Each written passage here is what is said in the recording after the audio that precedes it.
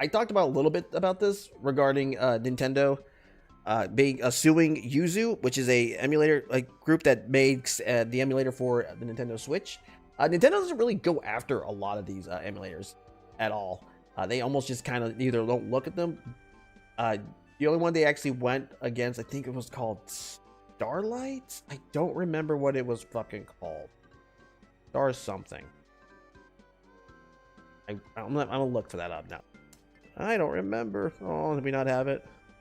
I don't remember what the fucking thing is called. But essentially, that was like the only other one they took down. I don't count the I don't count the Dolphin emulator for that was going to come out on Steam, because that was a different case. That one was taken down because Steam themselves contacted Nintendo about the emulator. They asked, hey, they asked Nintendo, is this okay? Is this something that you're okay with? And Nintendo said no, take it down. And that's kind of where it ended, and they took it down. That's not me theorizing. That's literally what the developers of the Dolphin emulator said. There have been like some talks about them like having keys that were unauthorized or keys that were stolen.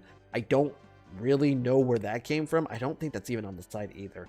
But that's not really been proven. But anyway, Yuzu apparently is lawyering up, which people don't seem to really understand. That this is like a waiver of service. They have that's about that. Yeah, responded to summons. They responded and they have a lawyer now. But they didn't. People seem like, oh my god, they got a lawyer. Oh, they're in trouble. Well, that's not necessarily true. For one, this is a waiver of service of summons. Essentially, this kind of means they're trying to not go to court. Is more what it pretty much means. So, usually it's to save the plaintiff money. I don't think that's true. I think it's more to try to keep Yuzu from having to spend money and going to court. So I don't know what's going to happen with that. What's this one? No, that's all the clients. Sorry. But I actually been looking into this because this is actually quite interesting. You always have a lot of legal idiots in here, fucking acting like they know everything about this. They're lawyers. A lot of armchair legal advice. But I actually looked at some articles actually talking about this from actual lawyers, actual legal consultants. So let's go into this one. Yeah, how strong is Nintendo's legal case against the Switch emulator? Let's see. Yeah, here we go. Nintendo filed a lawsuit against Topic Haze LLC, makers of the popular Yuzu emulator that the Switch makers are saying facilitates piracy and a colossal scale. The federal lawsuit, filed Monday on the District Court of Rhode Island and first reported by Stephen Totillo, is the company's most expansive and significant argument yet against the emulation technology. It alleges turning general computing devices into tools and massive intellectual properties, infringement of Nintendo and other copyrighted works. Nintendo was asking the court to prevent the developers from working on, promoting, or distributing the Yuzu emulator and requesting significant financial damages under DMCA. If successful, the argument in the case could help overturn years of legal precedent that have protected the emulator's software itself, even if using the emulator software piracy has remained illegal.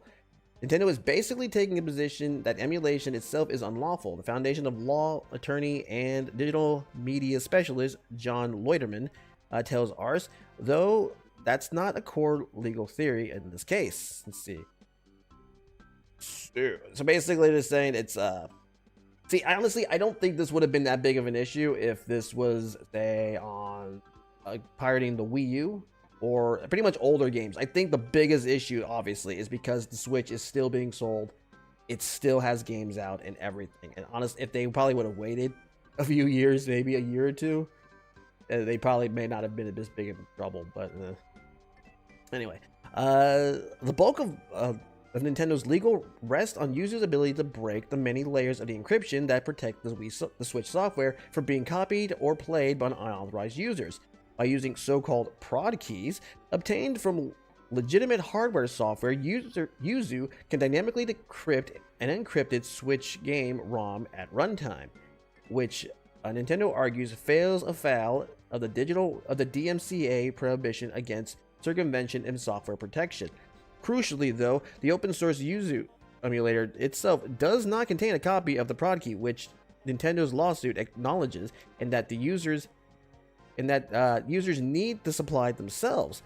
That makes Yuzu different from the Dolphin emulator, which was taken off Steam last year after Nintendo pointed out that the software itself does contain a copy of the Wii common key used. Oh, okay, so it was correct. Okay, so that is right, but also they did essentially say take it down, but I guess that was also why it does have a key.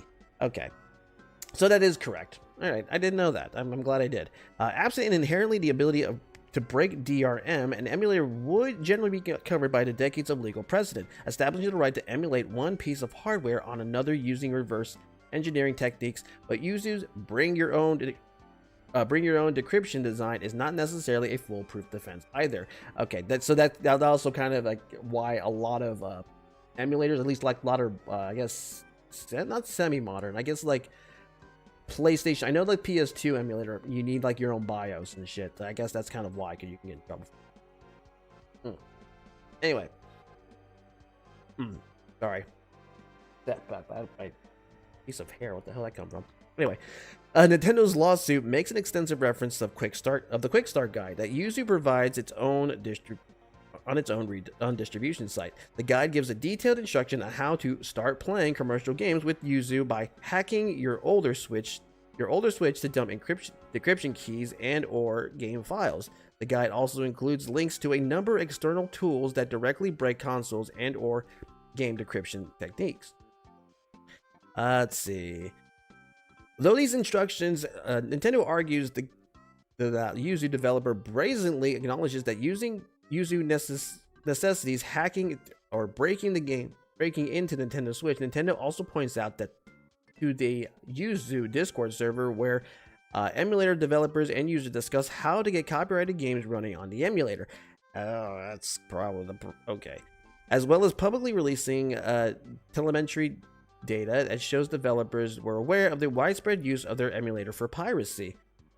As devs wrote in the June 2023, Tears of the Kingdom is by far the most played game on Yuzu. While Loiterman says the instructions and guidance are not circumvention, he added that the more layers of indirection between Yuzu software and and distribution of the key, the safer they are.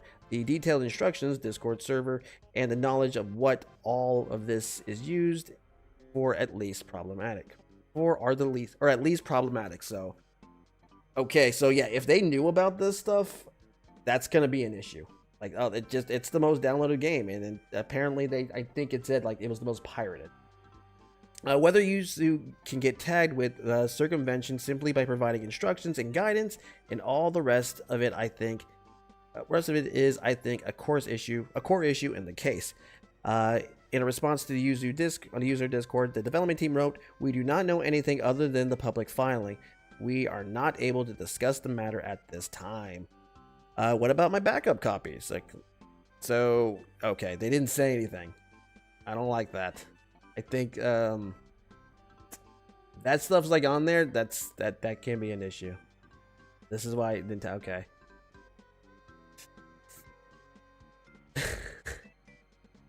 This might be one of the few times where Nintendo actually has a legit case. I don't think people like to say, "Oh, this is a precedent. They're going to go after other emulators." That may not be happen actually, because again, they're fine tuning this shit of the things that like, oh, this literally especially again, this is on the Switch. The Switch is still being sold. I think this is the biggest thing that's making what Nintendo want to do this at all. Anyway, let's move on.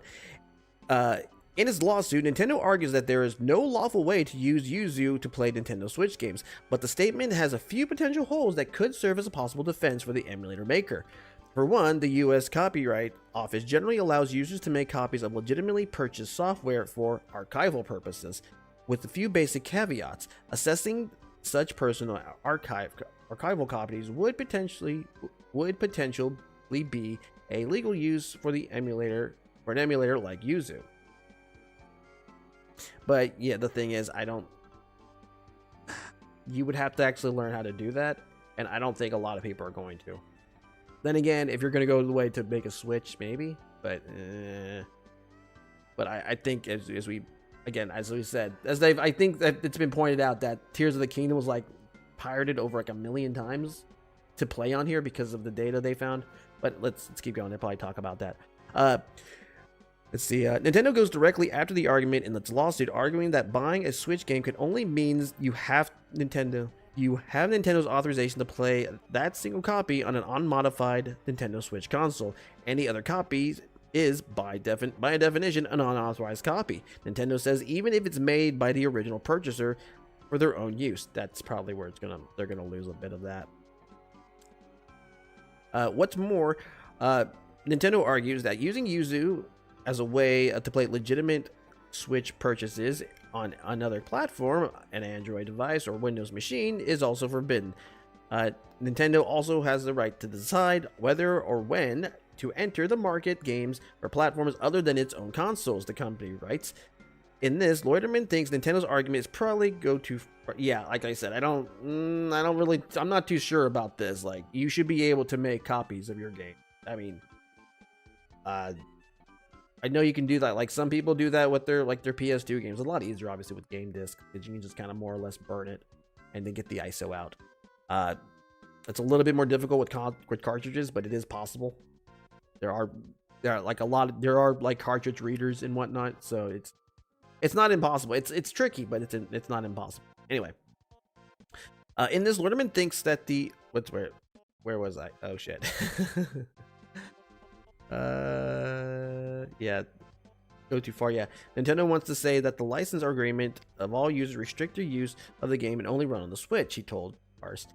That's problematic because of 37 CFR 2201 includes a number of exceptions and limitations on how far-reaching and applicable licensing terms like that can be. Homebrew and accessibility. User defenders can also point that the emulator's ability to run a wide variety of homebrew Nintendo Switch games and software, ranging from weather tracking apps to obligatory port doom. Running the software through Yuzu is a legitimate use that doesn't require breaking Nintendo's encryption or software copyright. In its lawsuit, though, Nintendo argues that the vast majority of Yuzu users are using Yuzu to play downloaded pirated games. For instance, the lawsuit points at the data showing the leaked copies of Legend of Zelda Tears of the Kingdom were downloaded 1 million times in a week and half before the game's release, a time period that also saw thousands of additional paid members added to Yuzu's Patreon. Yuzu is secondary liable for inducing the kind of infringement Nintendo argues. So that's actually interesting. See, if I don't know if this is even a secondary liable. Can they get in trouble for that? They don't have like the keys, the prod keys. So, and they were aware of it. That's kind of where it's getting tricky here. I don't know if they actually have. I don't know what's going to happen with that. Okay. Inducement arguments aside, inducement argument, whatever.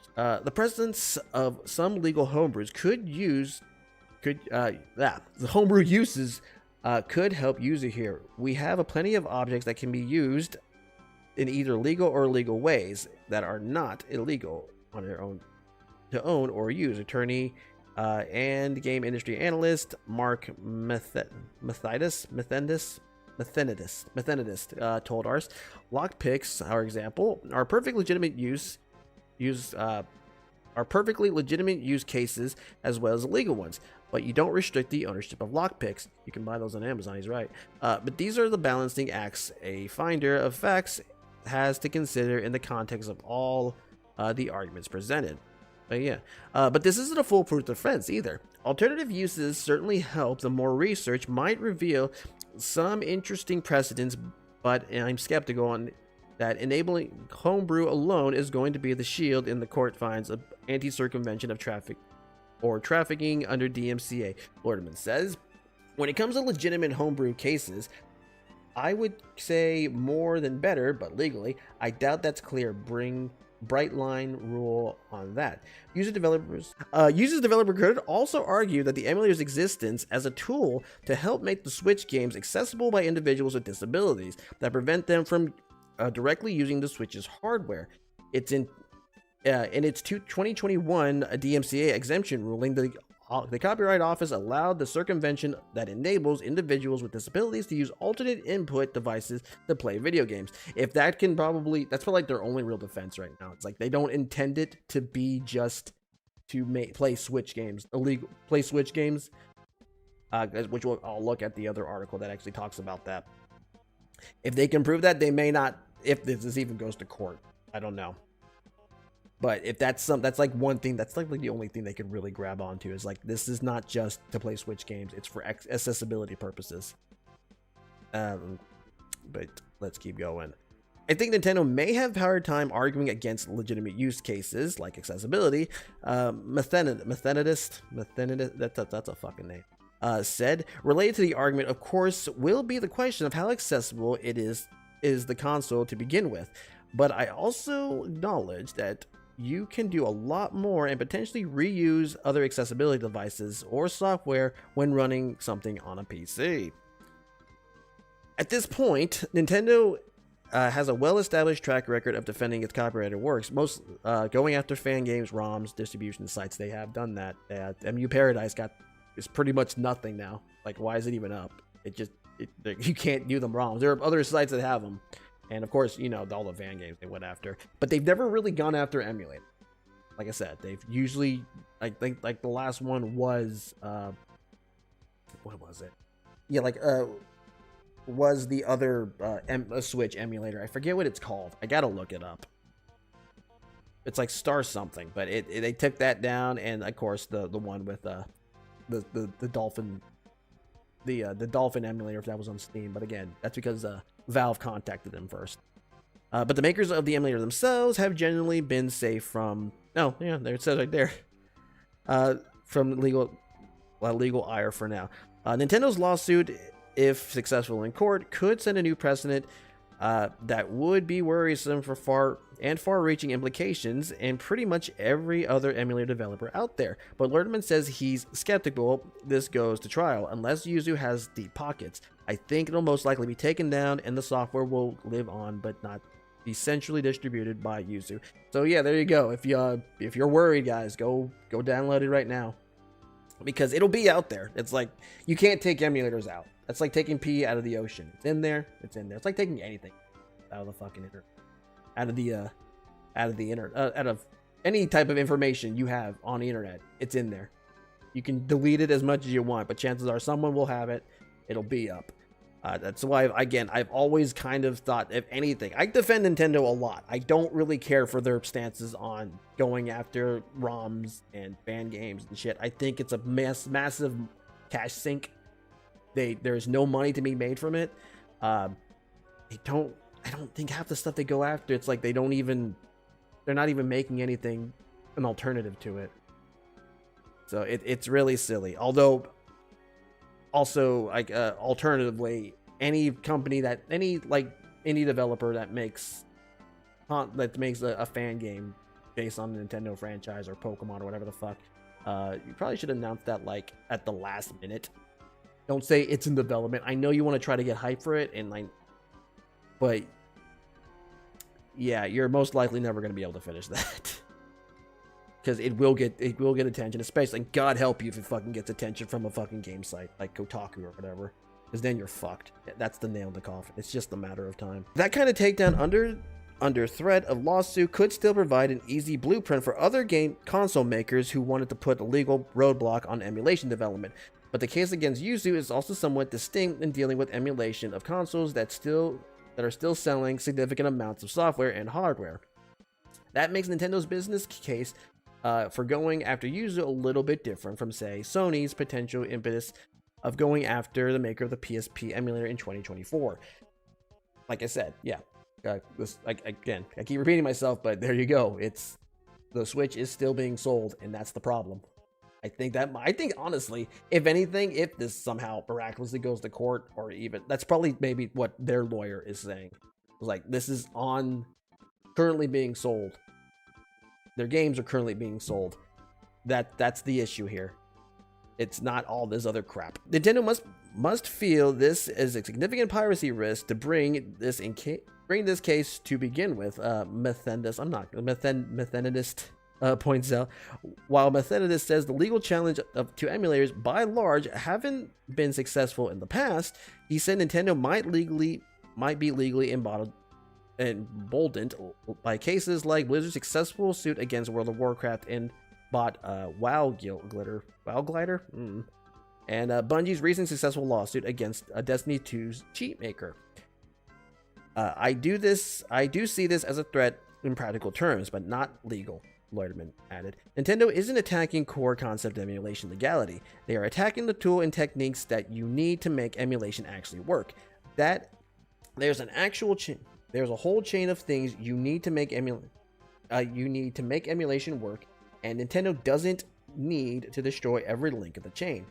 While I don't think this is a slam dunk, few lawsuits are, I wouldn't want to be on the other side of this lawsuit. Well, thanks, past BizarreStar.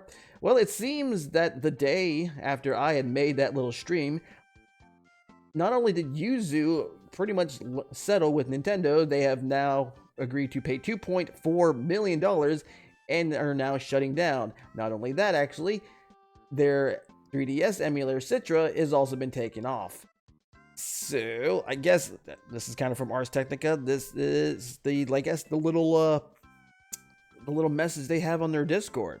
We write today to inform you that Yuzu and Yuzu's support of Citra are being discontinued effective immediately. Yuzu and its team have always been against piracy. We started the project in good faith, out of the passion for Nintendo and its consoles and games. We're not intending to cause harm, but we see now that because our project can circumvent Nintendo's technological protection measures and allows users to play games outside of unauthorized hardware, they led to extensive piracy. In particular, we have been deeply disappointed when users have used our software to leak games content prior to its release and ruin the experience for legitimate purchasers and fans. We have come to the decision that we cannot continue to allow this to occur. Piracy was never our intention. Bullshit. And we believe that piracy of video games and on video game consoles should end effective today. We will be pulling our code repository offline, discontinue our Patreon accounts and Discord servers, and soon shutting down our website. We hope our actions will be a small step toward ending piracy for all creators' works. Okay, well, I'm not gonna really get into the complete little nitty gritty of what happened here, because as honestly, a lot of people obviously are not very happy about this, and have pointed out, oh, it's because of their Patreon. Well, no, because their case pretty much, the case file for Nintendo pretty much stated it was the way they circumvented their instruction guide actually circumvented the Switch's protection, as was shown in one of the articles I had showed on that stream. Nintendo's lawsuit makes an extensive reference to the Quick Start guide that user provides on its own distribution site. That guide gives detailed instructions on how to start playing commercial games with Yuzu by hacking your older Switch to dump encryption keys and or game files. The guide includes links and number of external tools to directly break consoles and or game decryption techniques. Nintendo also points out to a Yuzu Discord server where emulator developers and users discuss how to get copyrighted games running on an emulator, as well as publicly released telemetry, data that shows the developers were aware of widespread use of their emulator for piracy, as well as Yuzu devs wrote in a June 2023 that Tears of the Kingdom was by far their most played game. Oh, now you fucked up! So yeah, it all goes back to their Quick Start guide that actually not only shows you how to hack your Switch, but also gives you tools on how to do that, as well as copy game decryption files and the game files themselves. Keep in mind, Ryujinx, which is another Switch emulator, does not do this. In fact, here it is. This article assumes you already hacked your Switch and dumped your game keys and everything. So yeah, they don't show you how to do that, and that's the big thing with emulation. It is while emulators are legal, like I said, the way they're made is kind of where you got to get a little iffy about it. So basically, it's it's why the PlayStation 1 and PlayStation 2 emulators do not have the BIOS keys. You know, you'll even be hard pressed to even have like YouTube videos that have instructions on how to set these things up. Won't even give you like links to BIOS keys. They'll like say, oh, you got to look for that stuff yourself. Go Google is your friend. Blah blah blah. It's the same thing. The only probably odd duck is probably the Dolphin, but again, that's also because it's on a dead console that's already dead. But that's kind of the big problem here, as it says right over here in the article. The more layers of interaction between Yuzu software and activity and distribution of the keys, the safer you are. Again, the more you don't actually give these certain little bits and pieces, the better you are at that.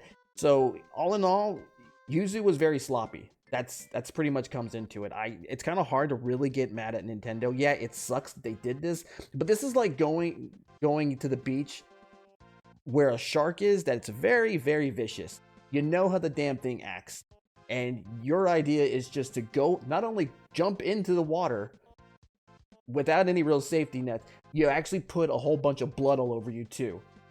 Not only did you get eaten, but you kind of fucked it up a little bit for everybody else, because now all these other emulator developers are now at high alert right now, and because Nintendo's kind of like probably on watch right now at the moment. And even worse, they're like I said, their Citra, which is their 3DS emulator, got taken down. Which I don't believe really was under their ire just yet. It was just caught in the crossfire. So yeah, that's pretty much it. Like I said, it's kind of hard to feel bad for Yuzu. They were very sloppy. They pretty much did not cover their tracks. They were way too precise with their instructions. Again, even more with the Discord server, pretty much flat out admitting that people were pirating games. It's like emulation in a sense is a little bit like Fight Club in that sense. You don't talk about this type of shit. That's so fucking dumb. That is the dumbest thing you did. Along with their little way too specific instructions on links and how to freaking break the goddamn system and to take out the encryption keys, that was it for them. That was completely it. And I